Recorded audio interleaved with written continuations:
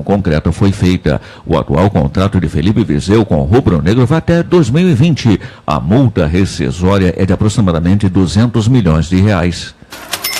Cadernetas de poupança com aniversário hoje rendem 0,6212%. Dólar no câmbio comercial cotado a R$ 13,1460 para compra e R$ 13,1480 para venda. Rio e Niterói com céu parcialmente nublado e temperatura estável. Umidade relativa no ar 89%. Para amanhã, previsão de céu parcialmente nublado a claro. E nesse momento, aqui na Ilha do Governador, 29 graus. E a Caixa Econômica Federal anunciou a redução das taxas de juros do rotativo de cartões de crédito, que agora variam de 8% a 11% ao mês, conforme o tipo de cartão do cliente.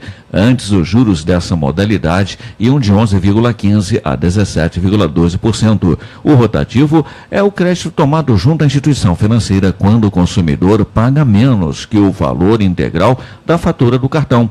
O Banco Estatal informou que a redução na taxa mensal do rotativo foi de 7,7 pontos percentuais. No Rio, meio-dia e 58. Plantão Rio Notícias. Próxima edição, 1h55. A seguir, você vê o programa Respondendo aos Ouvintes. A apresentação é de Valdenir Cruz.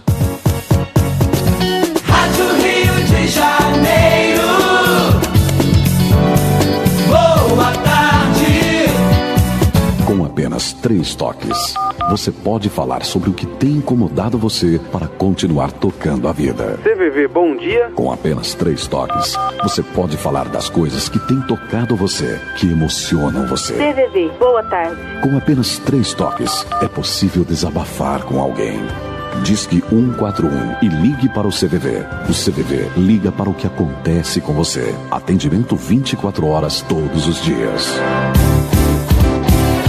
ZYJ 462, Rádio Rio de Janeiro, 1400 AM. 13 horas. Graças à sua contribuição, este programa está no ar. Ao fazer parte do Clube da Fraternidade, você está apoiando a nossa programação.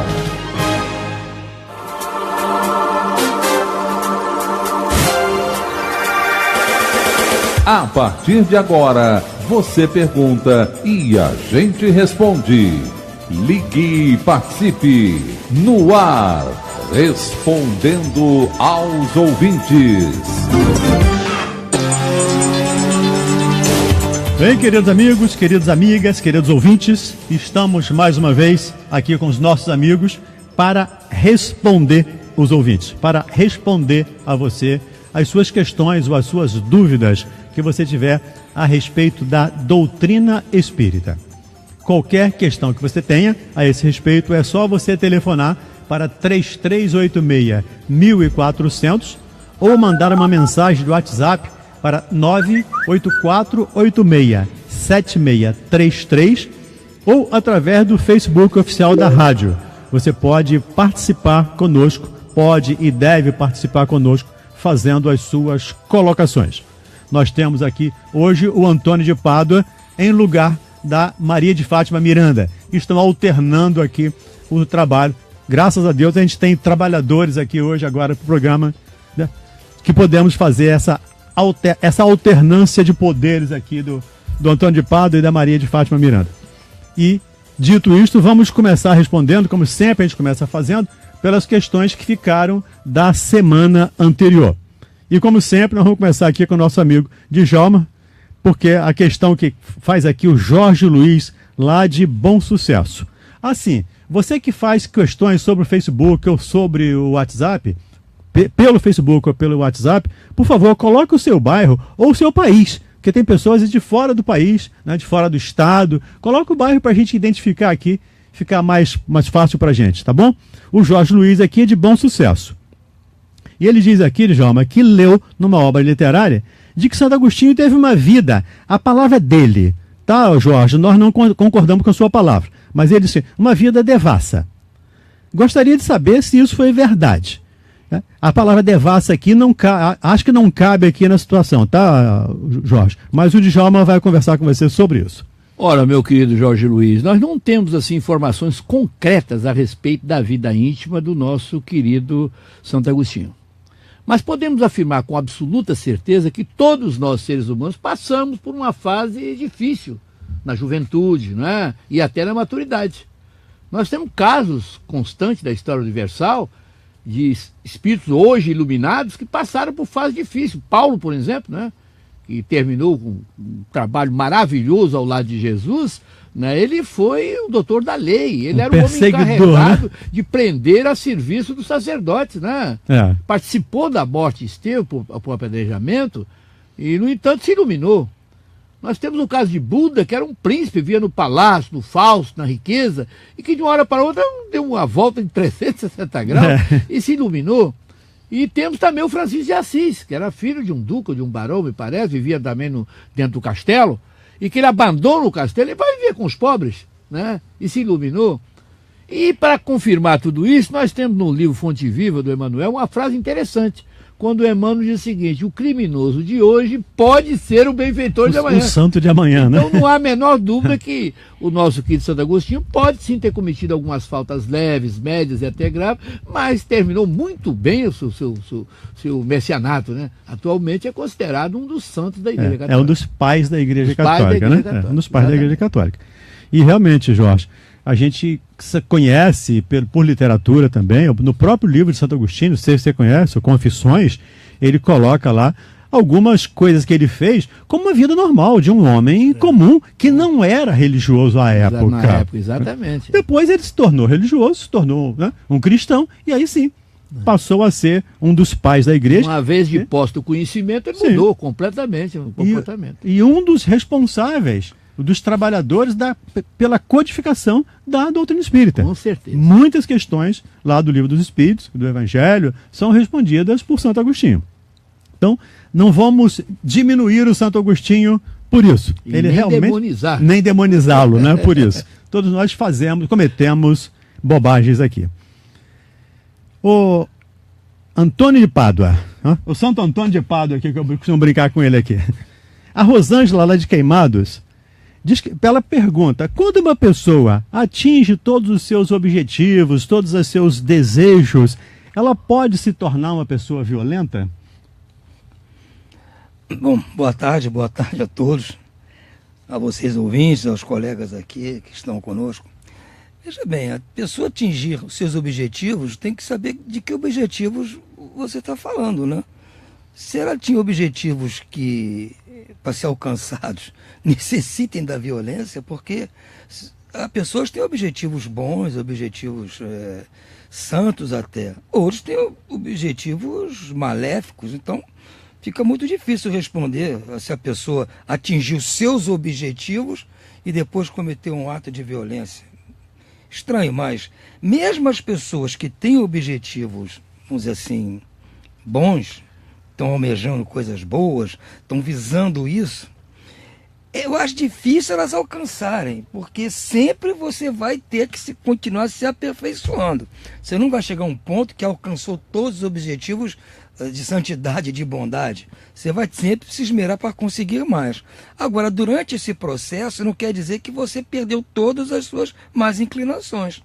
Nós espíritos aprendemos que o bom espírito é aquele que se transforma moralmente e luta contra as suas más inclinações.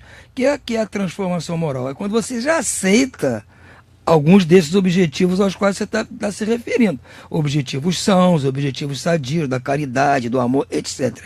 Mas você ainda não perdeu as suas más inclinações. Você continua lutando contra elas. Então, se esta pessoa tinha entre as suas más inclinações a violência, não é de se espantar que mesmo tentando alcançar objetivos nobres, ainda ela cometa alguns atos de violência, porque nós todos estamos ainda a caminho da perfeição, nós estamos em aperfeiçoamento, não somos seres perfeitos, muito longe disso. Então, durante o processo, eu posso ter outros tipos de más inclinações e continuo cometendo, mas não invalida aquilo pelo que eu estou lutando de melhorar. Então, se o seu pensamento é, vamos dizer assim, entre aspas, condenar essa pessoa por isso, peço a você que esqueça esse pensamento e, ao contrário, ore por ela para que ela tenha mais força para enfrentar essas dificuldades. Ô Rosângela, pelo que eu entendo, me permita aqui um pitaco, e aqui o pitaco do psicólogo, né? Eu já ouvi outras perguntas suas, e aqui nesse programa, ouvindo você da sexta-feira que a gente faz, eu sugiro a você, Rosângela, que procure uma ajuda terapêutica.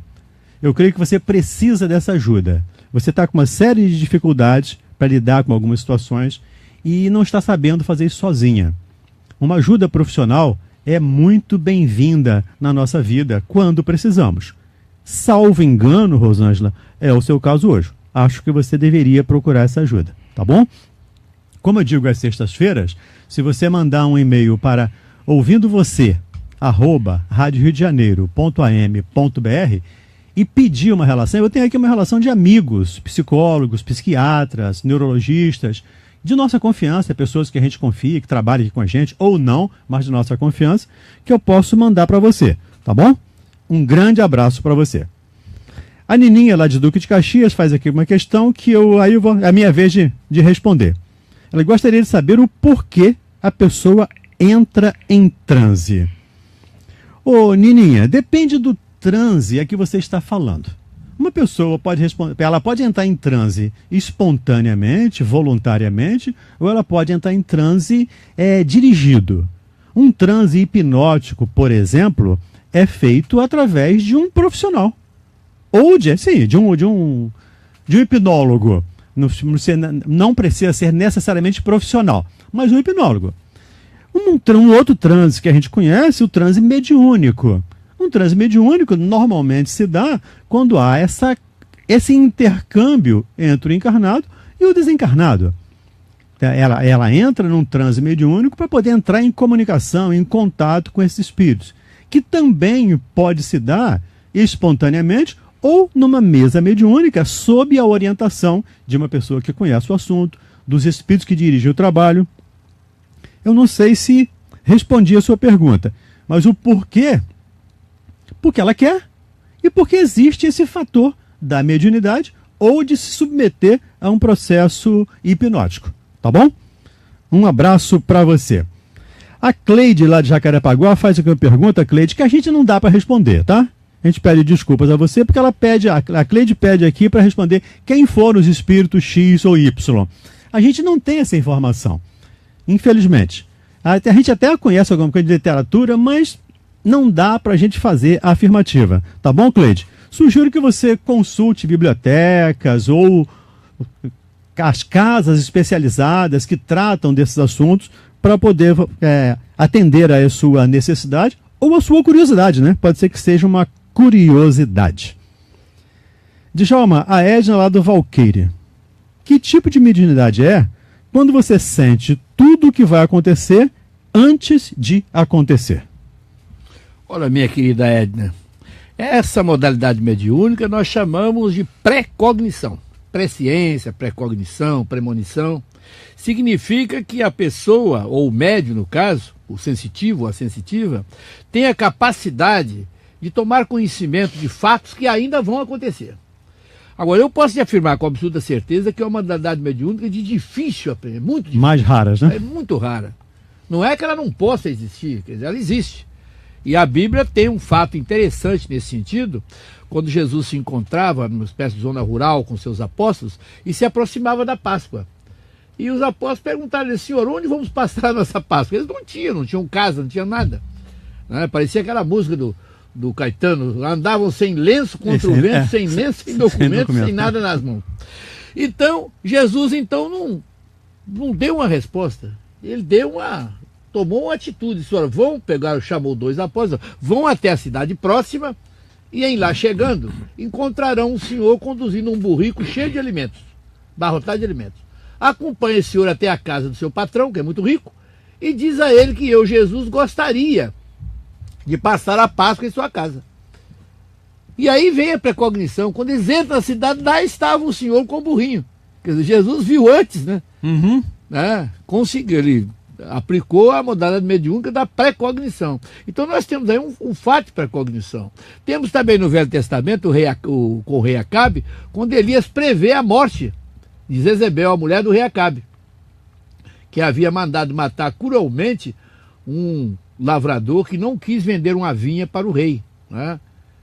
Então o profeta Elias diz para ela: olha, no mesmo local em que morreu fulano, que era o lavrador, você também morrerá, e os cães lamberão o seu sangue.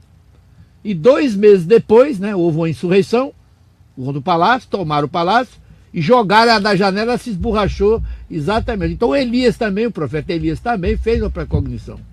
Então alguns profetas como Moisés, como Elias, Eliseu, Abacuque, Naum, Isaías, Jeremias, eram profetas assim cuja mediunidade era fortíssima.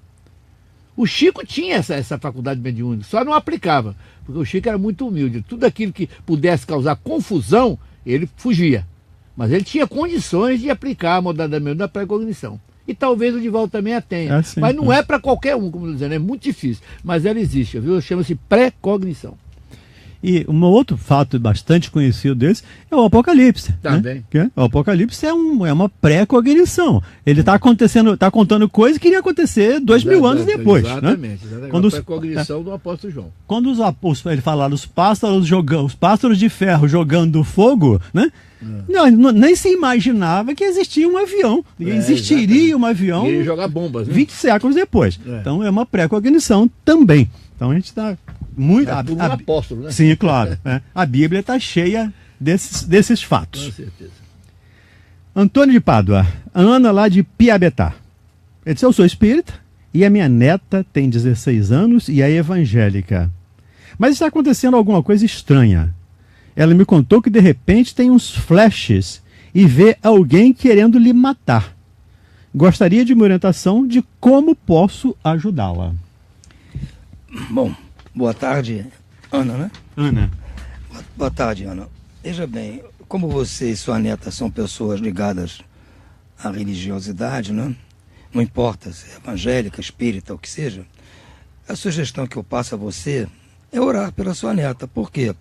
Você pode fazer o que mais? Conversar com ela? Ela não vai entender aquilo que você vai tentar explicar com base na doutrina espírita. Então, e além do que, ela é jovem demais também para esse tipo de conhecimento. Então a sugestão que eu dou a você é orar muito por ela, levar o nome dela para alguma reunião, se você participar de algum centro, para um amparo espiritual, porque pode ser que ela esteja com algumas companhias espirituais fazendo ela ver essas coisas, ou pode ser coisa da imaginação dela. Quer dizer, nós não temos condição aqui de avaliar. Mas, de qualquer forma, ela precisa de ajuda. E a ajuda que eu sugiro a você é a prece. Ore por ela, peça os guias, protetores seus e dela, para que atuem, para que isso cesse e que ela fique totalmente livre dessa situação. Ana, me permita aqui também um pitaco aqui na resposta do nosso amigo Antônio de Pádua. Ele respondeu aqui de uma maneira generalizada. É assim que acontece. E ele disse: ela é muito jovem, pode não entender. Aí disse: pode ser que ela, mesmo jovem, tenha maturidade para entender. A gente não conhece. Então eu não conheço, o Pádua não conhece, a gente não conhece. Vale a pena você conversar com ela e explicar. À luz da doutrina espírita, acontece assim. Se você acreditar, se você quiser seguir, quiser orientação, ok. Respeitando a vontade dela, respeitando a religião dela, respeitando a crença, mas isso pode ser, Ana, um processo obsessivo. O Antônio diz: pode ser imaginação? Até pode. Se ela tiver um processo de psicose, pode ser que ela esteja delirando, né? Mas não é uma coisa muito comum. Mas normalmente é um processo obsessivo. Ou pode ser reminiscências de vidas passadas, onde ela sofreu esse tipo de perigo, ou passou por essa situação, e hoje está relembrando, com aspas, por favor, essa palavra, relembrando o que aconteceu. De qualquer maneira, a orientação do Antônio é saudável. É orar e orar. Isso ajuda muito em todas as situações. Tá bom? Um abraço para você, Ana. João Henrique, lá de São Gonçalo. Ele gostaria de fazer as seguintes colocações.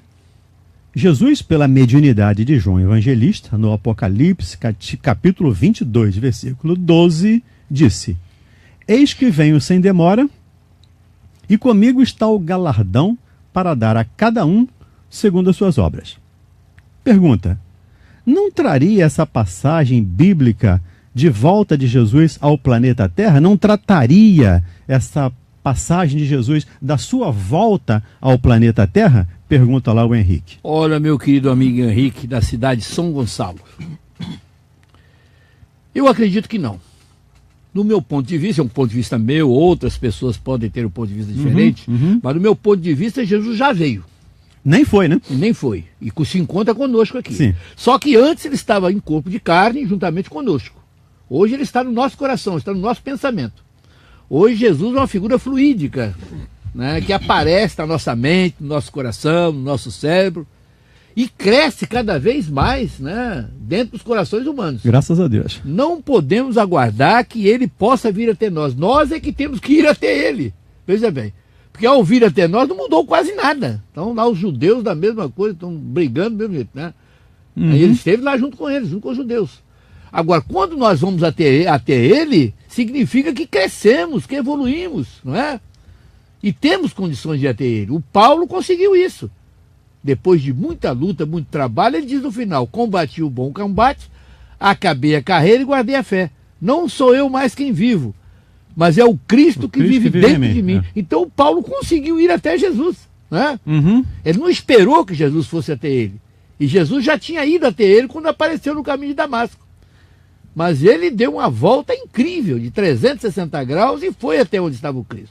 Então a nossa missão aqui, a minha, do Valdemir, do Antônio, do Caio, que está aqui presente, é nós lutarmos no sentido de irmos até o Mestre, e não ele até nós, porque ele já se encontra conosco, né? Tem aquela frase interessante dele: vinde a mim todas as pessoas que se encontram cansadas e oprimidas, e eu os aliviarei. Quando eu falo essas palavras das minhas palestras, eu pergunto no final: você já consegue ir? Essa é a parte mais importante. Você já consegue ir? Então precisamos ir até o Cristo. E lembrar, Henrique, eu sempre estou dando um pitaco aqui nas questões, mas é para a gente complementar aqui a fala.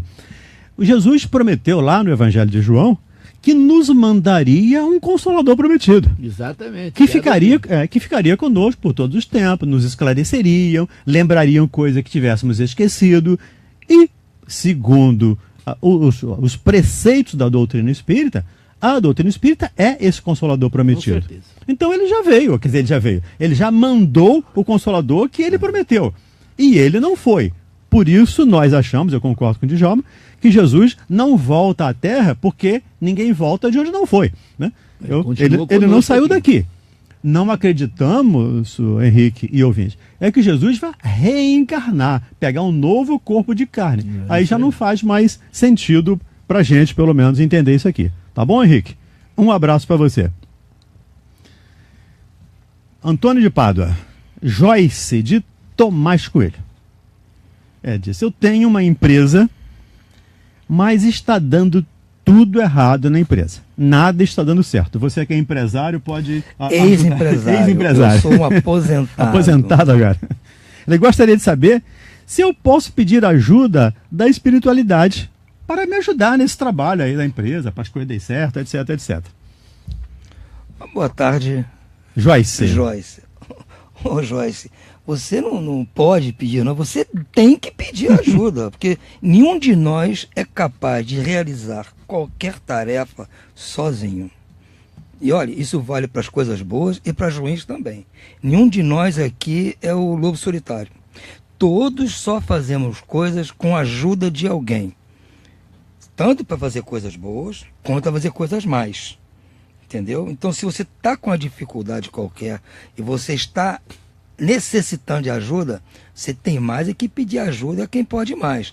Agora, eu sugiro a você que antes, quer dizer, concomitantemente com o pedido de ajuda, você avalie se você já fez tudo o que é possível fazer dentro do campo administrativo, do campo empresarial, material. Quer dizer, você vai... Eu sei como ele falou que eu fui empresário, eu tive alguns negócios e passava por toda essa dificuldade, mas antes de eu ir pedir a minha ajuda, eu fazia um cheque na minha cabeça e via se eu tinha feito tudo que tinha que fazer. primeiro. 2, se eu estava, porventura, fazendo algo que prejudicasse alguém. Porque se na minha consciência eu percebesse que prejudicava ou um cliente, ou um fornecedor, ou um concorrente, eu tratava de consertar o que eu estava fazendo de errado. Agora, há coisas que eu devo ter feito sem minha consciência acusar, porque eu também não sou perfeito. Mas se a minha consciência acusava que eu estava agindo errado, eu tratava de parar de fazer, para eu ter moral para pedir ajuda e receber ajuda. Que a ajuda está à disposição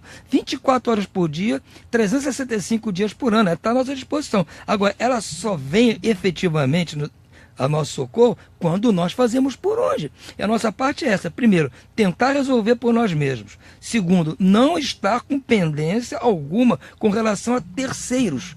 Então você fique tranquila, a ajuda vai vir. E às vezes vai vir de uma maneira diferente daquela que você imagina.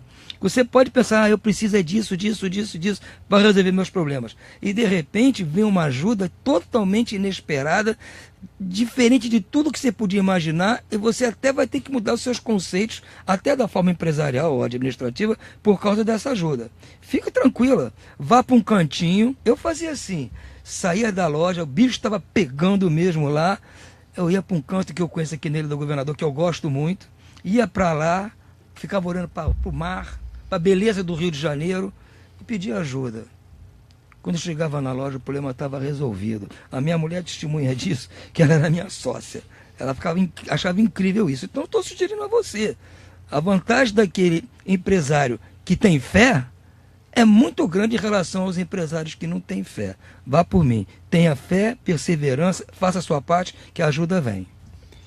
Queria agradecer aqui os nossos amigos do Facebook, são muitas pessoas participando aqui do Facebook. Mandando coraçõezinhos abertos aqui. O Djalma adora esses coraçõezinhos. Todos nós adoramos esses coraçõezinhos. Mas queria também agradecer o Jorge Luiz do Carmo, que ele lembra aqui a reprise do Respondendo aos Ouvintes. Eu estou sempre ouvindo você na cabeça aqui, porque a gente faz os dois programas.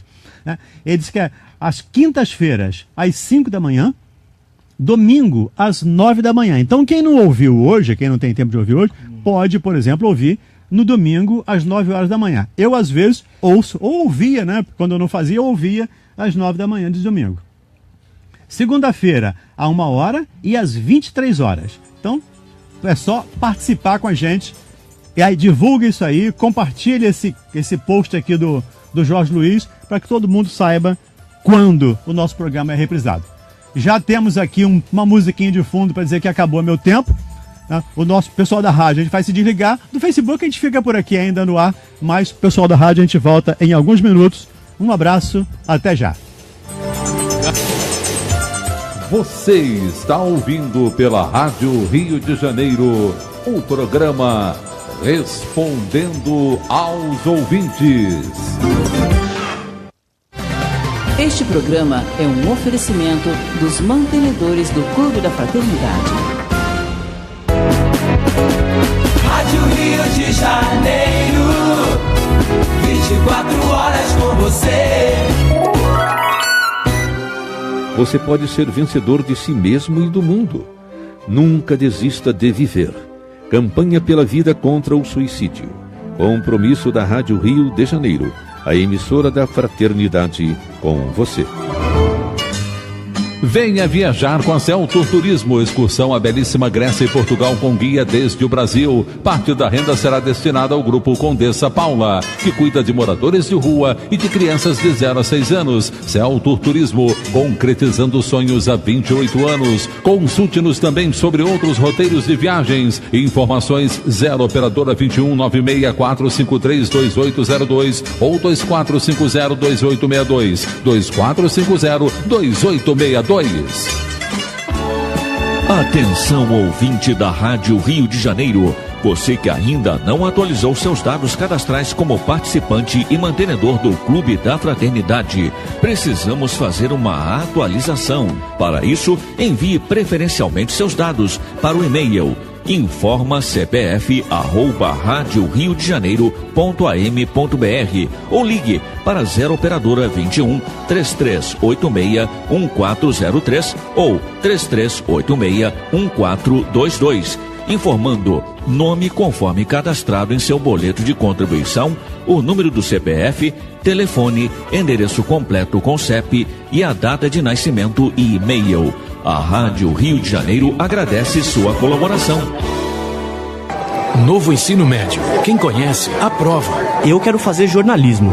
Eu quero ser professora, é o que eu amo. Eu quero um curso técnico para já poder trabalhar. Agora, com o novo ensino médio, você tem mais liberdade para escolher o seu futuro, de acordo com a sua vocação. Quem conhece o novo ensino médio, aprova. Já é assim com 72% dos brasileiros, segundo pesquisa do Ibope. Acesse mec.gov.br e saiba mais. Ministério da Educação, Governo Federal, Ordem e Progresso. Já está nas bancas do jornal Correio Espírita. Leia na edição de abril. A primeira edição do Livro dos Espíritos completa 160 anos. Saiba qual a finalidade da vida. O conferencista e escritor Raul Teixeira comemora 50 anos de mediunidade e conheça os significados de vida eterna e eternidade. Estas e outras notícias você encontra no jornal Correio Espírita. Assine já pelo telefone 2721-2505 de segunda a sexta ou pelo site www.correioespírita.org.br.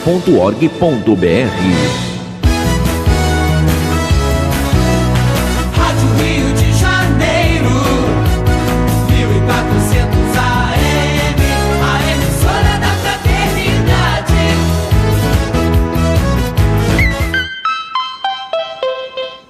(13h28). Voltamos a apresentar Respondendo aos Ouvintes. Bem, queridos amigos, queridos ouvintes, estamos de volta com o programa Respondendo aos Ouvintes. Os nossos convidados de hoje, né, o Djalma Santos e o Antônio de Pádua, que estamos respondendo, e eu, Valdenir Cruz, estamos aí respondendo a você as questões que vocês fizeram na semana passada, segundo os princípios da doutrina espírita. Qualquer pergunta que respondermos aqui hoje, vamos sempre levar em consideração os aspectos doutrinários da questão.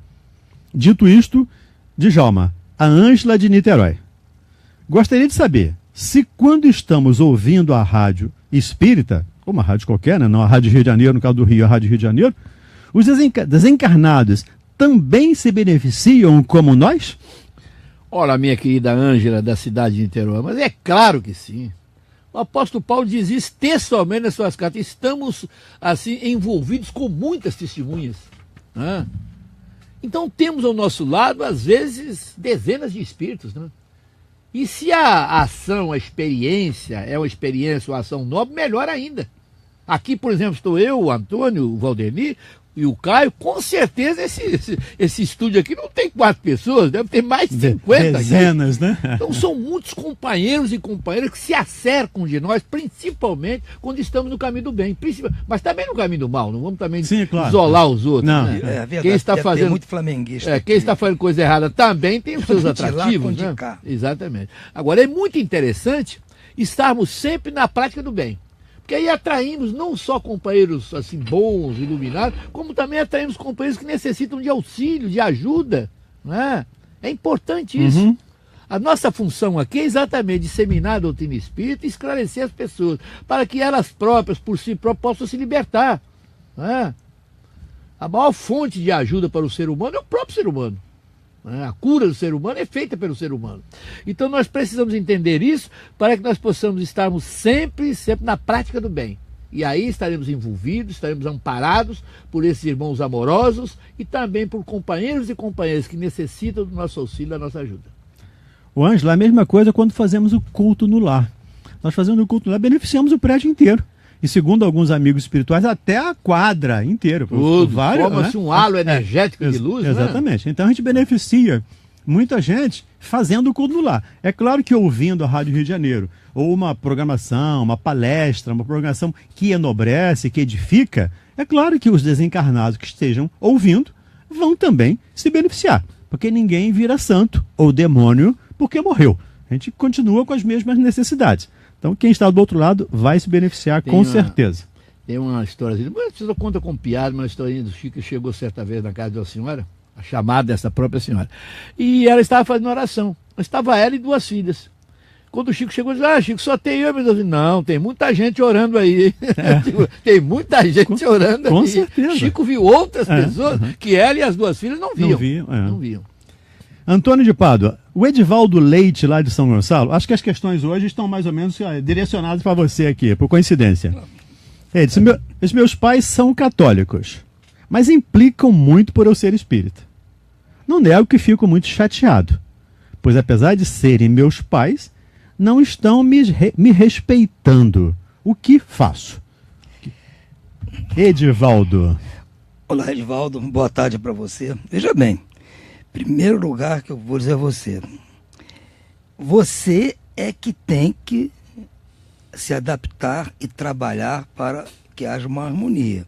Seus pais já fizeram grande parte do trabalho, que foi conceber você, criar você e orientar você de tal forma que eu acredito que essa forma foi dentro da religião católica, porque se eles são católicos até hoje, acredito que no começo, quando você era criança, você devia também ser católico. Então foi com base na religião católica que eles orientaram você, e você hoje é uma pessoa de bem, deve-se dizer que foi graças a isso também. Então, em princípio, eles não estão fazendo nada de errado.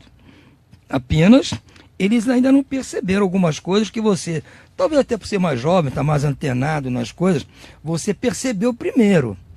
Você percebeu primeiro que seus pais, esse entendimento, essa coisa maravilhosa que a doutrina espírita traz para nós. Eles ainda não perceberam. Então você tem que ter muita paciência, muito carinho, muito amor com eles, até como retribuição por tudo que eles já fizeram por você. Longe de você ficar chateado. Você não pode ficar chateado. Não existe isso, filho. Ué, você tem que ficar orgulhoso de você participar de uma doutrina que te dá esclarecimento, e esclarecimento bastante para compreender aqueles que não entendem a doutrina espírita. É isso que você tem que entender, não ficar chateado, ficar, pelo menos eu já tenho esclarecimento. Se meus pais ainda não têm, isso não é motivo para eu ficar chateado. Eu vou aqui tentar mostrar a eles com os meus exemplos, com as minhas atitudes, que eu estou no caminho certo. Eventualmente, eles podem perceber isso ou não, mas tenha certeza que quando eles chegarem na espiritualidade, e eu espero que seja antes de você, eles vão perceber, não tem a menor dúvida, porque o ambiente que você criou na sua casa por você é um ambiente bom, saudável, como nós falamos antes aqui. Você traz boas companhias para sua casa. Vários mentores espirituais, protetores seus, estão ali protegendo não só você, quanto a eles também. Estão só esperando eles chegarem na espiritualidade para dar o esclarecimento. Então fique tranquilo, não se chateie, entendeu? Fique na paz, que tudo vai dar certo. Ore por eles, peça seus protetores para fazer tudo que for possível, que tudo vai ser resolvido na paz. Fique com Deus. Um abraço, Edivaldo Leite, de São Gonçalo. O Augusto, lá de Irajá, faz aqui uma questão, que aí eu vou responder, tá, Augusto? Na minha vez aqui agora. Esses tratamentos que eu vejo em determinadas correntes religiosas, que curam os vícios em 3, 4 minutos, do ponto de vista da doutrina espírita, a cura é verdadeira? E ele afirma que a gente não vai responder. Vamos sim, Augusto, com todo prazer, a gente vai responder a sua questão. Não sabemos se a resposta vai te satisfazer, aí é uma outra coisa, mas responder sim. Ô Augusto, nós entendemos, nós espíritas entendemos, que a natureza não dá salto. Nós precisamos de um longo processo para superar as nossas dificuldades. Portanto, se eu tenho um vício, é muito difícil, e entenda que eu não estou dizendo impossível, é muito difícil que ele acabe em 3, 4 minutos. Mas é até possível. Nós vimos Jesus curando leprosos em alguns minutos. Uma pessoa tocava a roupa dele e ficava curada. Não quer dizer que Jesus esteja aqui hoje na igreja fazendo isso, mas pode estar. Os seus representantes, os seus mensageiros podem estar na igreja e nós não sabemos o mérito daquela pessoa. Pode ser que aquela pessoa tenha vindo para estar naquele problema até aquele momento. Ali terminou o problema dela, terminou a prova ou a expiação. E a partir dali ela tem a possibilidade ou o direito de se libertar daquele vício. Então é possível sim, mas entendemos que há uma necessidade de trabalho, muito trabalho, renovação. Como lembrou o Antônio aqui anteriormente, né? O verdadeiro espírito é aquele que se esforça por se transformar moralmente, é aquele que doma as suas más inclinações. Então, a partir desse processo, é possível sim, mas a gente entende que sem trabalho não tem como fazer isso. E eu costumo brincar, Augusto, que sucesso só vem antes do trabalho no dicionário. Porque para a gente ter sucesso, só com muito trabalho. O Antônio também quer dar uma palavrinha? Eu só queria falar sobre um aspecto disso. Sim. Porque muitas vezes a pessoa tem um vício que é por natureza própria. Assim, o gosto pessoal dela, daquilo, todo vício é gostoso. Se o vício não fosse gostoso, ninguém ia praticar. Sim, claro, então, ela gosta daquilo. Agora, muitas vezes, ela não tem o vício muito forte, mas ela atrai para si entidades que exacerbam esse vício. Então, se ela vai num local desse aí, e por algum motivo qualquer, eles conseguem afastar da pessoa aquelas entidades, da mesma forma que Jesus expulsou essas entidades de um endemoniado e eles foram para uma vara de porcos atiçar os porcos, eles podem também fazer com que aquelas entidades se afastem. Aí a pessoa perde o desejo de manter aquele vício. Agora, tem que ter cautela, porque se ela não se corrigir realmente, eles podem voltar. É só isso que é o cuidado que tem que ser tomado. Perfeito. Um abraço, Augusto, para você e obrigado por você ter participado aí com a gente. Djalma, Silvia, lá de Bangu. Gostaria de saber se quando fazemos orações para um desencarnado e esse já venha a estar encarnado, como fica essa oração? Eu fiz uma oração para o meu pai, por exemplo, meu avô, mas ele já está encarnado. Como é que fica essa oração? Pergunta lá, Silvia. Olha, minha querida Silva, do bairro de Bangu. As preces, o benefício das preces, das orações, não se perdem nunca. Eu li um autor chinês, Lao Tse, que diz o seguinte, que o poder da prece, as ondas eletromagnéticas da prece, vence todas as distâncias, todas as altitudes, todas as profundidades e chega ao seu destino. Nesse caso, ela se torna refratária, mas não se perde, atinge ao espírito encarnado. Mesmo porque ele continua espírito. Sim, claro. Lá ele estava sem o corpo e aqui ele está com o corpo, mas o espírito é o mesmo. E ele recebe esses benefícios, não há problema nenhum. A prece vai e retorna. E atinge seu objetivo, como diz o Lao Tse, atinge todas as profundidades, todas as altitudes, todas as distâncias e chega ao destino. Né? Então não há problema nenhum. Podemos orar por pessoas que já desencarnaram e elas já podem estar encarnadas, que elas recebem esse benefício. Agora, é claro que há também necessidade da receptividade da pessoa. Isso é um detalhe interessante. Porque quando a pessoa não está preparada para receber um benefício, ela forma um anteparo, forma uma espécie de uma defesa, uma autodefesa. Que não. Agora, se a pessoa estiver preparada, estiver com um pensamento forte, com a mente limpa, com o cérebro limpo, aí ela, com o coração limpo, ela pode receber a prece tanto encarnada como reencarnada está no mundo espiritual. No mundo espiritual ou no mundo físico, a situação é a mesma. Eu costumo brincar, mas é verdade. Quem está lá no mundo espiritual já esteve aqui. E quem está aqui já esteve lá e vai para lá. Então não há diferença nenhuma. Né? É. E a prece não se perde nunca, né, Silvia? Não se perde. Em nenhuma situação nenhuma. Ela se perde nunca. O Antônio, aqui pelo WhatsApp, a nossa amiga Márcia, lá de Olaria, gostaria de saber o que vai acontecer com esses irmãos encarnados hoje e que estão fazendo todo esse tipo de barbárie que nós conhecemos aí. A corrupção, a violência, a morte, enfim. Esses espíritos, como é que ficará a situação deles quando desencarnados? Veja bem, não vamos particularizar caso da pessoa A, sim, B, sim, C. Não, por isso. Vamos falar em geral. Sim, geral. É. Esses estão fazendo essas barbaridades hoje. Muitos estão fazendo lá na Síria, você deve ter ouvido falar lá, jogando um efeito lá de um gás que causou aquele drama todo. Você vê que há pessoas causando dramas para outros de uma forma muito grande. Você pergunta, o que vai acontecer com eles? O mesmo está acontecendo conosco. Ou você pensa que nós já não fizemos essas barbaridades no passado? Quem fez aquelas barbaridades todas lá do tempo dos romanos, do Átilo Uno, entendeu? Do Vicente Pinzon no México. Mais recentemente do Hitler, na Alemanha. A destruição dos índios nativos lá da América do Norte, entendeu? Você pega a Bíblia, está lá cheio de exemplos, naquelas batalhas lá de Esparta com Atenas, aquelas coisas horríveis. Fomos nós. E estamos aqui hoje. Então, o que vai acontecer com eles? A mesma coisa está acontecendo conosco. Eles vão ter que espiar essas coisas, vão se arrepender, vão ter que provar que se arrependeram, vão trabalhar para poder melhorar, vão virar espíritos bons no final das contas. Apenas eles estão um pouquinho mais retardados. Nós hoje, graças a Deus, não somos mais capazes de fazer essas coisas. Mas você tem a certeza absoluta que eu vou lhe dizer, nós já fizemos igual ou pior, não se esqueça disso. Eles apenas estão um pouquinho mais atrasados. Não perceberam, como nós, que isso não leva a nada. Graças a Deus, em outras vidas nós percebemos isso, porque para nós hoje merecermos ser espíritas, é porque nós fizemos por onde? Que ninguém é espírita à toa, só é espírita por merecimento. Que se você hoje tem acesso a essas informações, é porque você fez por onde em outras encarnações para justificar isso agora.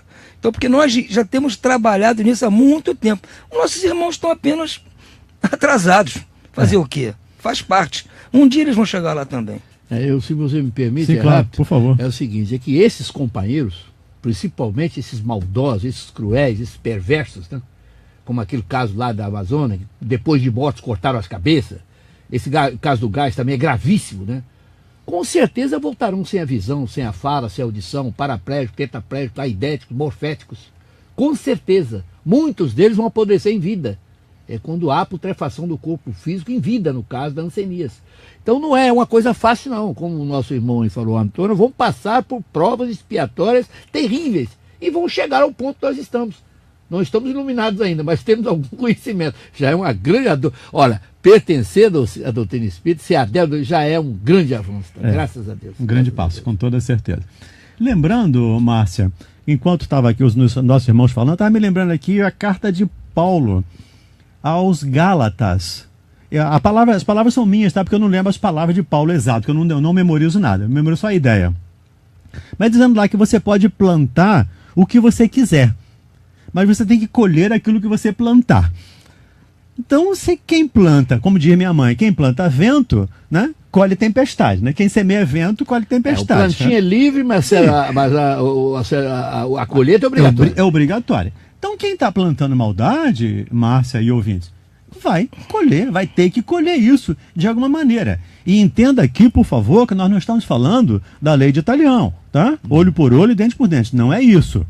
Deus não vai castigar ninguém porque fez isso. As leis dele dizem que nós precisamos respeitar o outro, precisamos amar o outro, precisamos compreender, precisamos ser fraterno. E se não formos voluntariamente, vamos acabar sendo, né, meio que forçado, né, pelas circunstâncias. Compulsoriamente, né? Vamos ser compulsoriamente. Mas que cada um de nós vai ter que responder por tudo aquilo que fez, não tenha a menor dúvida. Estamos respondendo hoje, né? Estamos aqui colhendo, o Antônio, o Djalma, né? O Caio ali, o nosso amigo da técnica, né? Todo mundo está colhendo aqui. E ainda voltando ao Paulo, ele diz textualmente em carta aos Romanos: não entrarão no reino dos céus os corruptos, os criminosos, os pedófilos. Eles citam quase uma dezena de complicações no campo mental que afasta o homem da sua iluminação, afasta o homem de Deus, né? Até que pague o último centavo. Até que ele possa reparar, né? Só quero ilustrar o seu comentário. É Gálatas capítulo 6, versículos 7 e 8. Pois é.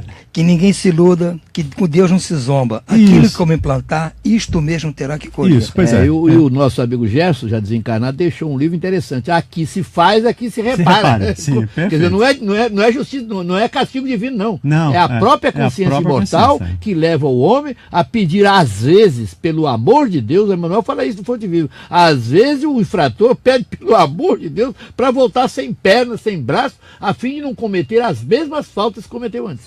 Perfeito.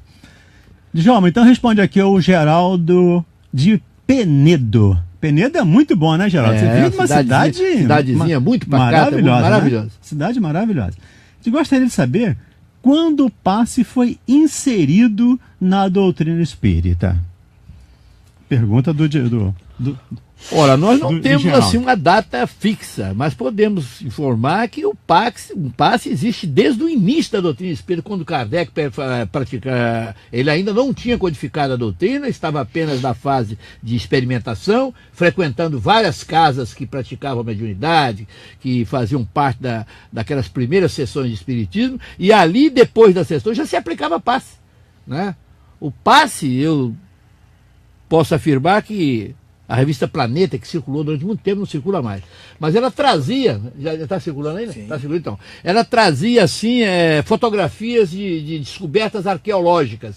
E em uma delas, eu li o seguinte, vi lá as figuras, e tinha uma espécie de um mago com as mãos impostas sobre um príncipe, que pelas roupas a gente via que era um príncipe. E o hierógrafo de cima e o hierógrafo embaixo. O de cima dizia, depois de decifrado, passe. E embaixo, impõe as mãos sobre o enfermo, dizia, e deseja ardentemente que ele se cure. Então a técnica do passe, o milagre do passe é exatamente o desejo do aplicador, daquele que aplica as emissões fluídicas, e a vontade daquele de receber essas emissões, né? Então o passe é muito antigo, ele vem lá do Antigo Egito, das escavações arqueológicas, muito antes de Kardec. É isso que eu ia dizer, o passe não é da doutrina espírita, né? O passe existe. Foi aceito, né? Foi absorvido. O passe foi introduzido na doutrina espírita porque Jesus fazia isso.